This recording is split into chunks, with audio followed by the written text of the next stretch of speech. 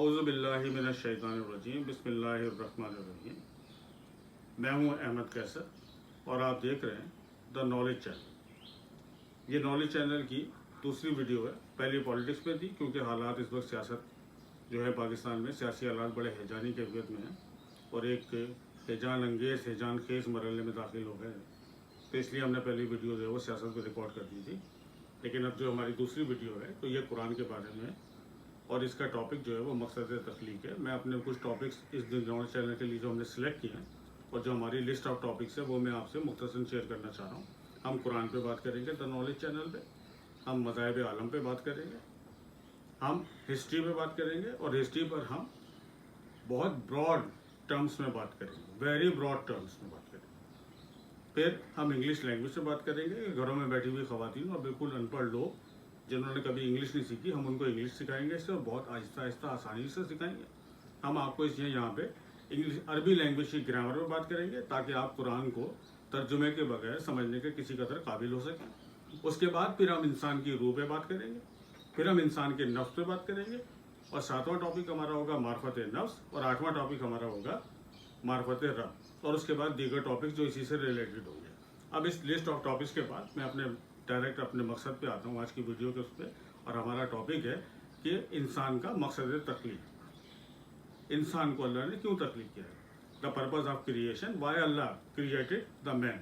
और आप चूँकि एक इंसान है तो लिहाजा ये आपके लिए लाजिम है कि आपको अपनी तख्लीक के मकसद का इल्म होना चाहिए ताकि आपको पता चले कि आप अपनी तख्लीक के मकसद से आगाह हैं और इंसाफ भी कर रहे हैं या नहीं कर रहे।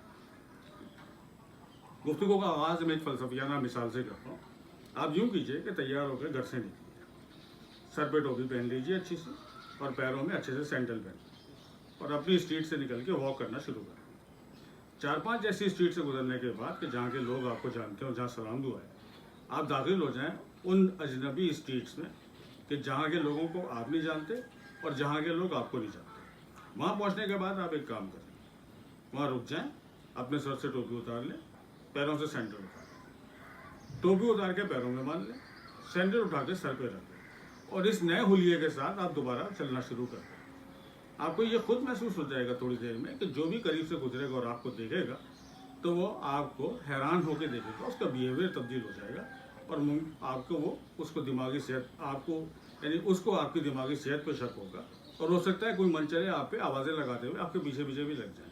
ये सब कुछ क्यों होगा, यानी लोगों का बिहेवियर क्यों चेंज होगा और आपकी दिमागी सेहत पे शुबहात क्यों पैदा हो जाएंगे, उसकी सिर्फ एक वजह कि आपने टोपी को सर पे रखने के बजाय पैरों में बांध लिया और सैंडल्स को पैरों में पहनने के बजाय सर पे रख लिया। अब ये टोपी और ये सैंडल्स क्या आसमान से आपके साथ नाजिल किए गए थे या ज़मीन पे आने के बाद इंसान ने इन्हें खुद तख्लीक किया?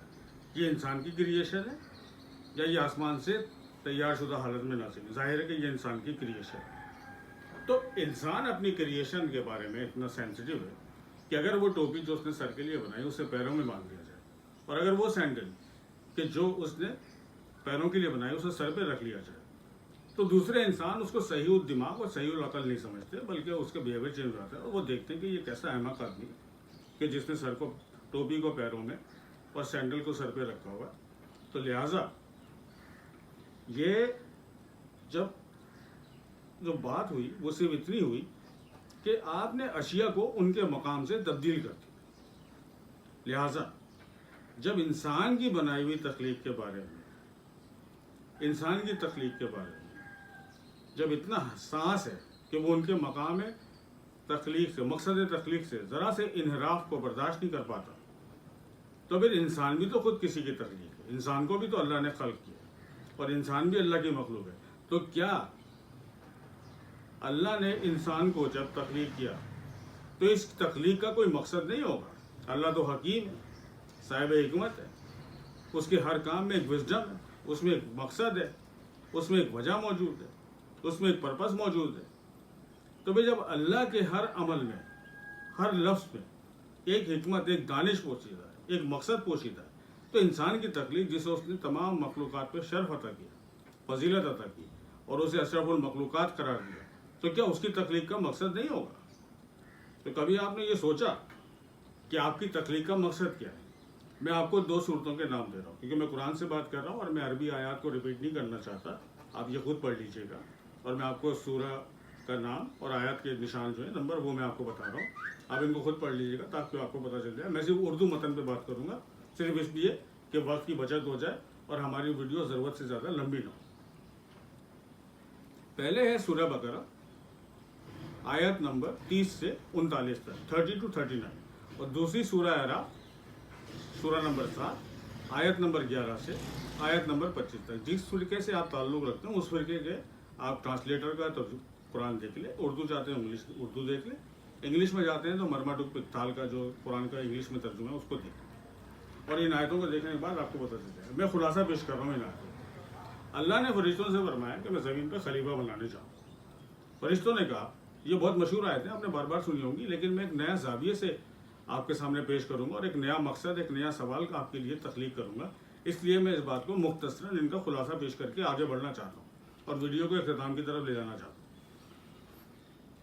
کہ اللہ نے فرشتوں سے کہا میں زمین میں اپنا خلیفہ, اپنا نائب اور اپنا ڈیپٹی اور وائس رائے اپوائنٹ کرنے جا رہا ہوں. فرشتوں نے کہا کہ ایسے کو جو زمین میں خون بہائے گا, فساد کرے گا. اللہ نے انہیں جواب دیا جو میں جانتا ہوں وہ تم نہیں جانتے. پھر اللہ نے آدم کا مٹی کا پتلا بنایا یعنی جسم و باڈی, اور اس کو ایک معلوم وقت تک اور ایک معلوم مدت تک اس کو یوں ہی پڑا رہنے دیا. پھر اللہ نے ارادہ کیا اور اس ارادے کے بعد اس نے حکم دیا تمام ملائکہ کو, جس میں ابلیس بھی شامل تھا, کہ جب میں ایک کام کروں تو تم سب آدم کے سامنے یعنی اس کے سامنے آدم کو سجدے میں گر جانا. پھر اللہ نے فرمایا کہ نفخت فیہ من روحی, جب پھونک دوں میں اس میں یعنی آدم کے پتلے میں, آدم کی باڈی اور آدم کے جسم میں, مٹی کے بنے ہوئے جسم میں, نفخت فیہ من روحی, میں بار بار ریپیٹ کروں گا, اس آیت کو ذہن میں رکھیے گا, پھونک دوں اس میں پتلے میں اپنی روح میں سے, اپنی روح میں سے, یہ اللہ فرما رہا ہے. تو آدم کے اندر جو روح پھونکی گئی وہ اللہ نے اپنی روح میں سے پھونک ماری ہے, اس میں سے پھونکی ہوئی روح آپ کے اندر موجود ہے. تو تم سب سجدے پہ گر جانا.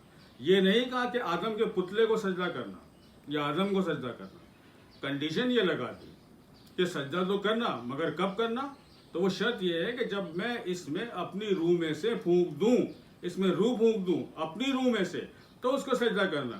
تو میں سوال پیش کر رہا ہوں آپ کے سامنے کہ یہ جو آج تک آپ کے ذہنوں میں یہ خیال موجود ہے کہ ملائکہ نے آدم کو سجدہ کی اور آدم مسجود ملائک ہیں, تو میں آپ سے سوال کھڑا کر رہا ہوں, ایک سوال آپ کے ذہنوں کے سامنے رکھ رہا ہوں, جو صاحب علم ہے ان کے سامنے بھی اور جو صاحب علم نہیں ہے ان کے سامنے بھی, کہ آج تک جو ہم یہ سمجھتے ہیں کہ آدم مسجود ملائک ہے, تو میں یہ پوچھ رہا ہوں کہ کیا آدم کے پتلے کو سجدے کا حکم دیا گیا تھا, یا خدا نے یہ شرط عائد کر دی تھی, یہ کنڈیشن لگا دی تھی کہ جب میں آدم کے پتلے میں اپنی روح میں سے پھونک مار دوں, نفخت فیہ من روحی, اپنی روح میں سے, اللہ کی روح میں سے اس میں پھونک دوں روح, اس روح کو بھی سجدہ کرنا.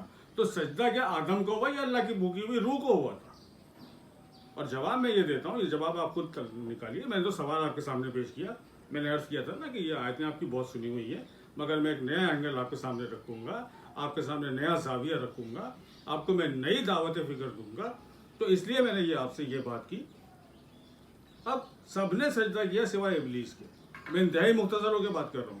سورہ بقرہ کی آیت نمبر 30 سے 39 تک دیکھیے گا اور سورہ اعراف کی آیت نمبر 11 سے 25 دیکھیے گا, آپ کو تفصیل مل جائے گی. تو میں مختصر کر رہا ہوں وقت پہ دامن پہ تنگی کی وجہ سے, اور میں چاہتا ہوں کہ آپ عزیز 2 سے 3 منٹ میں بات کو ختم کر دوں. تو اللہ نے ابلیس سے پوچھا, ابلیس نے نہیں کیا, اور اللہ نے فرمایا کہ اس نے نافرمانی کی اور تکبر کیا. تو اللہ نے اس سے پوچھا کہ تجھے کس بات نے منع کیا کہ تو آدم کو سجدہ نہ کر. تو ابلیس کا جواب غور سے سنیے, اور یہ سورہ اعراف میں آپ کو مل جائے گا. ابلیس نے کہا کہ خلقتنی من نار وخلقتہ من طین انا خیر منہ, تو نے مجھے نار سے تخلیق کیا, اسے تو نے مٹی سے تخلیق کیا, میں اس سے بہتر ہوں, آئی ایم بیٹر دین. اب یہ دیکھیے, اور یہیں پہ میں بات ختم کر دوں, اور پھر میں ایک سوال رکھے تاکہ پھر ہم اس کے اوپر دوسرے مرحلے میں دوسرے ایپیسوڈ میں بات کریں گے مقصد تخلیق پہ. فی الحال تو میں آپ کے سامنے ایک انٹروڈکشن, ایک بیک گراؤنڈ وہ آپ کے سامنے رکھ رہا ہوں تاکہ آپ کو بات کو سمجھنے کی آسانی ہو جائے کہ ہم کس تناظر میں بات کریں گے اور کہاں سے بات کریں گے. تو وہ بات یہ, اس نے یہ کہا کہ مجھے نار آگ سے تخلیق کیا, اس کو مٹی سے, اور میں اس سے بہتر ہوں. تو ابلیس نے کس رخ کو دیکھا تخلیق کے؟ نار ایک مٹیریل ہے کہ وہ آگ سے خلق ہوا بغیر دھوئیں والی آگ, اور مٹی ایک مٹیریل ہے جس سے آدم کا پتلا، آدم کی باڈی اور آدم کا جسم تخلیق ہوا. ابلیس کی جو سوچ تھی وہ انسان کے مادی وجود اور مادی رخ پہ تھی کہ یہ مٹی سے بنا ہے، اس کا مٹیریل آف کریشن جو ہے وہ مٹی ہے، اور میرا مٹیریل آف کریشن جو ہے وہ نار ہے. اور اس کے خیال میں، باطل خیال میں، نار مٹی سے افضل ہے، لہٰذا میں اس سے بہتر ہوں، میں اپنے سے کمتر کو سجدہ کیوں کروں. اور فرشتوں نے کس چیز کو دیکھا؟ فرشتوں نے اس حکم کو دیکھا کہ جب میں اس مٹی کے پتلے میں، اس جسم میں، اس باڈی میں جب اپنی روح میں سے پھونک مار دوں، نفخت فیہ من روحی، تو تم سجدہ کرنا. تو فرشتوں نے روحانی روح دیکھا آدم کا، انہوں نے روحانی روح کو سجدہ کیا، کیونکہ کنڈیشن یہی تھی کہ جب روح پھونک دوں تب سجدہ کرنا، جب تک روح نہ پھونکوں پتلے کو سجدہ مت کرنا. تو آدم کے مادی روح کو سجدہ نہیں ہوا، آدم کے روحانی روح کو سجدہ ہوا. اور وہ روحانی روح جو ہے وہ اللہ نے خود فرمایا کہ نفخت فیہ من روحی، میں نے کہا میں بار بار ریپیٹ کروں گا کہ اپنی روح میں سے پھونک دوں. تو انسان میں، ہر انسان میں، مرد عورت میں، بچے بوڑھے، سب میں، جو بھی اس دنیا میں، جو اللہ کو مانتا ہے اس میں، اور جو نہیں مانتا اس میں بھی، جو لادین ہے، جو مولد ہے اس میں بھی، جو کافر ہے، مشرک ہے، منافق ہے اس میں بھی، اور جو مومن ہے، مسلم ہے اس میں بھی، سب میں ایک ہی روح پھونکی گئی ہے. اور وہی روح جو انسان میں موجود ہے، ہر انسان میں، ہر بشر میں. تو فرشتوں نے دیکھا ملائکہ نے روحانی روح کو، تو انہوں نے اللہ کی اطاعت کی. ابلیس نے دیکھا مادی روح کو، فزیکل سائڈ کو، تو اس نے اللہ کی نافرمانی کی اور تکبر کیا. تو بعد میں ختم کر رہا ہوں اور 1 منٹ کے اندر. تو مادی رخ کو دیکھنا، اس گفتگو سے یہ ثابت ہوا کہ اس دنیا کی اور کسی بھی شے کی، کسی بھی مقصد کی، کسی بھی امر کی، اگر آپ مٹیریل سائڈ دیکھیں گے، فزیکل سائڈ دیکھیں گے، آپ مادی رخ دیکھیں گے، اور مادی رخ جمع کرنے میں آپ اپنی زندگی کی پوری سرمایہ کاری کر دیں گے. یہ دنیا بھی مادے سے بنی اور مادہ فانی اور باطل ہے. تو مادی رخ کو دیکھیں گے تو آپ کی سوچ ابلیس کی سوچ ہے، معذرت کے ساتھ. اور اگر آپ روحانی رخ کو دیکھیں گے، روحانیت کو دیکھیں گے، اسپریچول سائڈ کو دیکھیں گے، تو آپ کی سوچ ملائکہ کی سوچ ہوگی، آپ اللہ کی اطاعت کریں گے. اگر آپ زندگی کی فزیکل سائڈ اور مٹیریل سائڈ کو دیکھیں گے تو آپ اللہ کی اطاعت نہیں کر سکتے، آپ نافرمانی کریں گے اللہ کی اور تکبر کریں گے. اور اگر آپ روحانی رخ کو دیکھیں گے ملائکہ کی طرح تو آپ اللہ کی اطاعت کریں گے اور آپ اللہ کے پسندیدہ لوگوں میں شامل ہو جائیں گے. اگلے مرحلے پہ میں بات کروں گا اس کی مقصد تخلیق کے حوالے سے. وآخر دعوانا ان الحمد للہ رب العالمین.